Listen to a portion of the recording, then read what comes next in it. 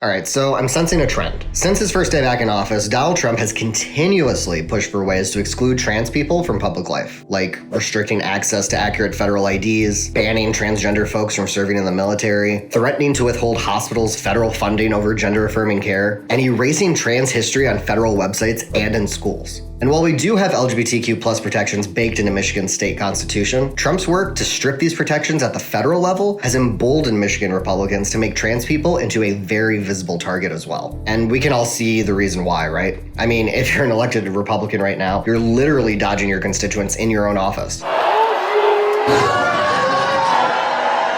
So it's a lot easier for you to find a small group of people you can tell your constituents to be afraid of. Then you can propose a bunch of laws to control those people. I just stare at my desk, but it looks like I'm working. According to the ACLU, at least 20 anti-LGBTQ plus bills have been introduced in Michigan so far this year. That's twice as many as last year. But you know what? As all of this chaos unfolds, there is actually one thing that gives me hope. And that's the fact that people are coming forward and wanting to fight for trans people now more than ever. To start, they're contacting their elected officials and telling them what priorities they actually care about. And that's just the start. The next step, according to Emmy Zanotti at Equality Michigan, is something all Michiganders can do. Literally, just listen and share. And it really is time for all of us to learn how to sit in the discomfort that trans people often have to sit in as they advocate for themselves, their existence, and their human rights. We have to find a way to have more conversations.